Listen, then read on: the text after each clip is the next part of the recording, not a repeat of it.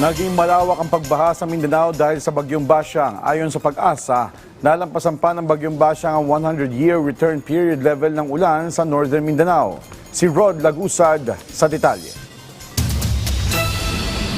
Kasunod ng pananalasan ng Bagyong Basyang sa Visayas at Mindanao, maraming lugar na naapektuhan gaya ng mga naitalang mga pagbaha. Ayon sa Pag-asa, nahigitan na naranasang ulan sa Northern Mindanao ang tinatawag na 100-year return period.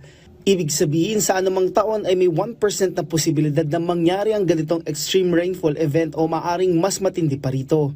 Sa datos ng ahensya, nakaranas ang Iligan City at kalapit na mga lugar ng matinding pagbaha.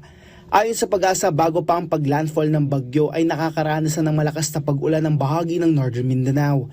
Anila naitala ang peak ng intense rainfall late o gabi ng February 5, Huwebes, kung saan nasa higit 350 mm na ulan ang naitala sa ilang upstream areas na siyang naging sanhi ng pag-apaw ng tubig mula sa mga ilog, creek at drainage system na nagdulot ng malawakang pagbaha. Ayon kay Pag-asa Weather Specialist Benson J. Estareja, bibihira na magkaroon ng bagyo sa buwan ng Pebrero. Base sa datos, huling nagkaroon ng bagyo sa Pebrero ay noong pang taong 2021. Sa ganitong panahon, pag nagkakaroon tayo talaga ng bagyo at mababa yung track niya, usually talaga pag February, mababa yung track, so maaari siya maglandfall dito sa may Visayas at saka sa Mindanao. So directly maapektuhan talaga ng mga pag-ulan itong mga nasa Visayas po at saka yung northern portion ng Mindanao kagaya ng Region 10 at saka yung Region 11. Paliwanag niya ang nangyaring pagbaha ay maraming sanhi gaya na lamang ng susceptibility o pagiging madali ng isang lugar na maapektuhan. Anya may mga lugar kasi na maituturing na highly susceptible dahil walang proteksyon o panangga mula sa pagbaha o pagguho ng lupa. Mahalagang bahagi din ito, anya, ang pagiging handa ng isang lugar sa posibleng epekto ng bagyo.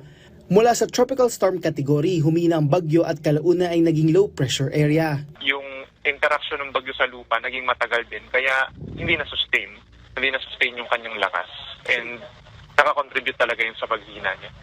Yung mga historical na mga bagyo natin kapag January at saka February, kasi ito yung time, di ba, na malamig ang panahon. Tapos relative sa panahon ng habagat, itong panahon na ito talaga generally tuyo ang hangin at saka may kalamigan. Anya, ito ang dahilan para humina ang isang bagyo. Idagdag pa ang mataas sa tsansa ng pagtama sa lupa at oras na magkaroon ng interaction dito, mas humihina pa ang bagyo. Rod Lagusad, para sa Pambansang TV sa Bagong Pilipinas.